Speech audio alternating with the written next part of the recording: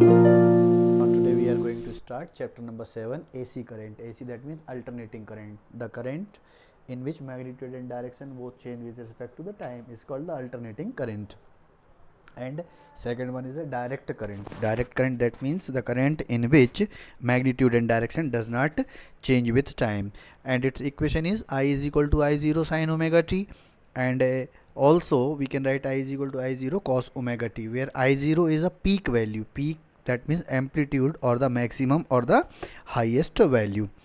Now some terms are related from this theory is a resistance, that means interference of the flow of current represented by R, its unit is ohm.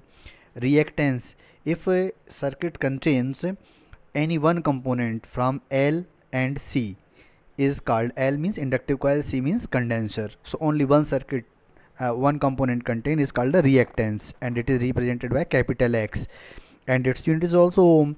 And now impedance, if the circuit contain any two component from the R, L and C, resistance, condenser and impedance coil, such is called the impedance, and it is represented by capital letter Z, and its unit is also uh, ohm. And we have xc is equal to 1 upon omega c. This xc is equal to 1 upon omega c we have tried just, and xl is equal to, we have omega L, and omega is equal to 2 pi f, as we have done in the previous. So here we have a circuit containing the inductive coil L and resistance R, and if we see it's a graph, so the phase of current change with by 90 degree. The current change by the phase of 90. See, this is a 90, and now if it is changed now from this is the 90, so respectively it change its phase. So this is called the phasor graph or the phasor diagram. Now here if we apply the graph from here, so that is VL is represented by this axis, y axis, and VR is represented by this axis. So y Ohm's law, here we have Ohm's law, V is equal to IR, so there is VR, so we can write VR is equal to IR. This we have the equation number 1. So this is the potential till the inductive coil, and now rest we have resistance from this side. So again this is VR is equal to IR, and this is VL. So VL is equal to, we have IXL, because the resistance is formed in the XL, and the XL have the value of omega L. So we can write here I and omega L. This we have the equation number 2. But see, the phase of the current change by 90 degree. So we have this direction, this is a triangle, right angle triangle. So in this right angle triangle, when we applied by phase change with a 90 degree, so it is the total resistance or the effective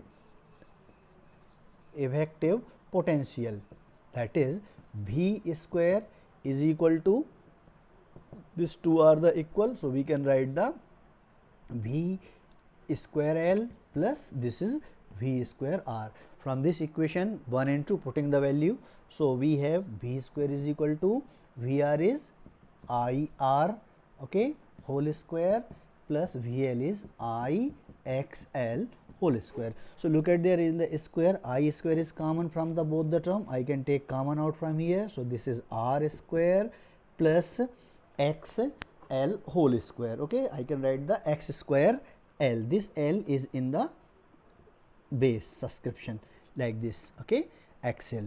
So I can write V square upon I square is equal to R square plus X square L, and this I can write V upon I will take the root, this is R square plus X square L, and now V upon I is called R or Z, the impedance. So Z is equal to under root R square plus X square L. This is the impedance of the circuit or Z of the RL.